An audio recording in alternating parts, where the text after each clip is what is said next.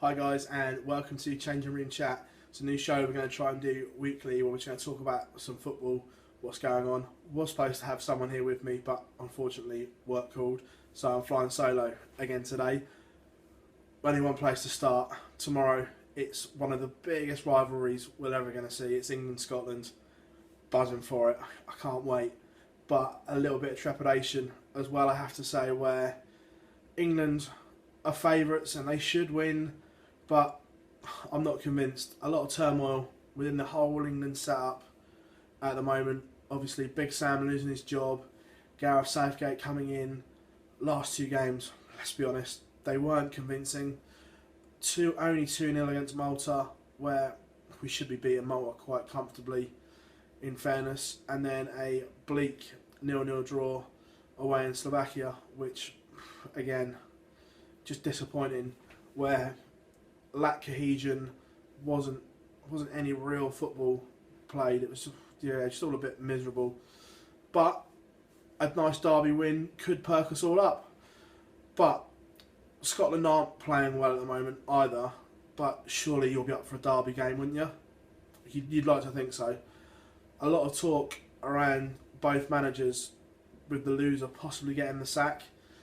Gareth Southgate, is he the right man for England? I don't know. What do you guys think? Open up the forum, put a comment in the comments box. Do you think Gareth Southgate's the right man for England? I'm not sure. But who else is out there? However, if you lose to your arch rivals, it's not a great job interview, is it? So that'd be a disappointing one and a bitter pill to swallow for Gareth and England if they were to lose. Where Gordon Strachan, on the other hand, qualification hasn't started well.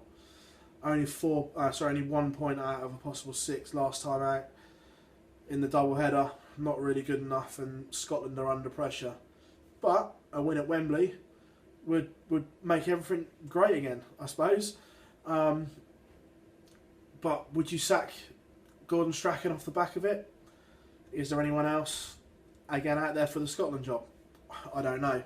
I don't know what all our Scottish friends watching this think. Be worth your opinion on that. But looking forward to the game. They're always special occasions. Now, England have won the last two. Last one back in 2014, thanks to 2 goals from Wayne Rooney. But Scotland have upset the apple cart at Wembley before. Don Hutchison goal.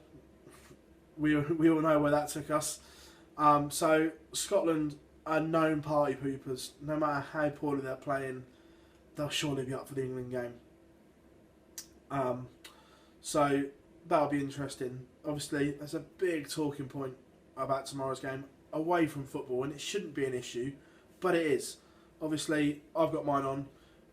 It's Armistice Day tomorrow. Now, the players not being allowed to wear the poppy by FIFA is, in my opinion, is nothing short of disgraceful. And I hope both England and Scotland defy the FA and wear the poppy. Even if it's on a black armband, it has to be done. For me, don't know what you guys, well, I hope all you guys feel exactly the same, because it's just wrong if they don't.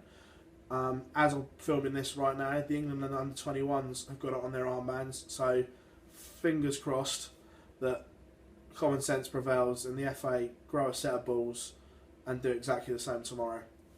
Now, team selection is going to be interesting. In the build-up to this, there's been a little bit of controversy, mainly on Scotland's behalf, with Scott Brown obviously coming back, so I'm led to believe, just for the England game, or this one and the game they've got in the week. Is that right, Scotland fans? Are you happy with that? I know he retired, but if you're coming back, surely you have to come back permanently, not just because you're playing England. Scott Brown is, without question, Scotland's best centre midfielder. He's Celtic's captain, so you'd want him in your team if he was back regularly. But I think it's a bit of a kick in the teeth for the rest of the players trying to get in that squad that they've brought him back for maybe just one game. I don't know. Am I wrong? Let me know. Then also you've got obviously Charlie Adams been in the press a lot this week, saying he's been frozen out by Gordon Strachan, which Yeah, he probably has. Does he deserve a place in the squad? Yeah, he probably does, in fairness. I can't think of too many better than him in that position. He's still playing for Stoke. He's playing in the Premier League and the best level. So, yeah, I think you'd have him in there. A bit of an insult that Charlie Mulgrew was called up from Blackburn, having only played 90 minutes this season. But, hey, every manager's the same.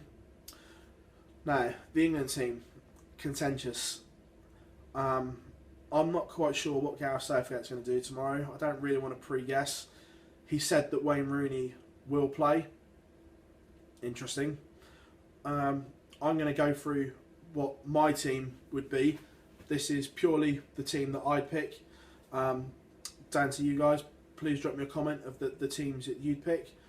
So, my England team for tomorrow would be Joe Hart in goal. Then I personally would go with a back three of Cahill, Stones, and due to a shortage of decent centre-backs, I'd play Eric Dyer at centre-half, where he's played for Tottenham over the last few weeks. Personally, I prefer Dyer in midfield, but needs must, so Eric Dyer makes up a part of a back three. Then my two wing-backs, again, might be a little bit biased here, a little bit blinkered, but I'd go Kyle Walker on the right and Danny Rose on the left. For me, they're the best two English fullbacks. They bomb forward for Tottenham naturally, so they're my two fullback picks. Now from there, my midfield three, if you ever want to call it, I will go with Jordan Henderson. Not the biggest Henderson fan, but he's played well this season, and with Eric Dyer having to play centre half, Jordan Henderson gets the nod alongside Jack Wilshere. Now, everyone knows I'm not the biggest Jack Wilshere fan because he hasn't played enough games, but he's playing regularly for Bournemouth now. He's done 3 90 minutes in a row, which he just didn't get at Arsenal. Now, if he's fit, he's a huge talent, so I haven't got a problem with him coming in for this game now. He's fit and playing. So Jack Wilshere, and the last one, I would go for Adam Lallana, playing centrally, just because he's played so well there for Liverpool this season. Jurgen Klopp has played him centrally, and it's made a huge difference in my opinion, and I think he deserves a place in there. So that's my midfield three. Then I'm going with two up front, big and bold, because we've got the wing backs. We don't need the outside forwards or whatever you want to call them. So I'm going with Harry Kane and Wayne Rooney up front. Now, Wayne Rooney's got a lot of stick recently, and agreed he hasn't played well, but he's our all-time record goal scorer.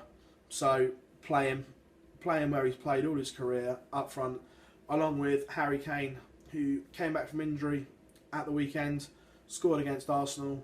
He's been prolific over the last 2 years. Didn't have a great Euros, granted, what England player did. But for me, Harry Kane and Wayne Rooney. So that's my side. Don't know what you guys feel. Again, put your comments there on the team you'd pick, who you'd change. Now, not for 1 minute do I think Gareth Southgate will play three at the back tomorrow. That's just my opinion, how I'd like to see England play. But buzzing for the game at Wembley tomorrow. I really am. And I think every football fan should be. I know we don't get behind England, but tomorrow it's a derby. It's England-Scotland. We've all got great memories of this fixture. Mine, ultimate memory, and I'm probably sure 90% of the country will be the same, is the Gaza goal at Wembley in Euro 96. Still brings a smile to my face. So that's my all-time memory of this. So, bold prediction. I can't back against England. I'm going to go England to win. I'm going to go 3-1. I think we'll concede. We'll concede a silly goal, but I'm going to go 3-1 England. That's my prediction. So, happy days. Right, guys. Thank you very much. Remember, tomorrow, please do your 2-minute silence at 11 o'clock for Armistice Day. Big part of English or British culture and history, so please remember that. Have a great weekend, guys. Please like and subscribe my channel. Please give me a thumbs up if you like the video. any comments, drop them in. Follow me at Twitter, @PhilBars, and have a great day. Cheers, guys.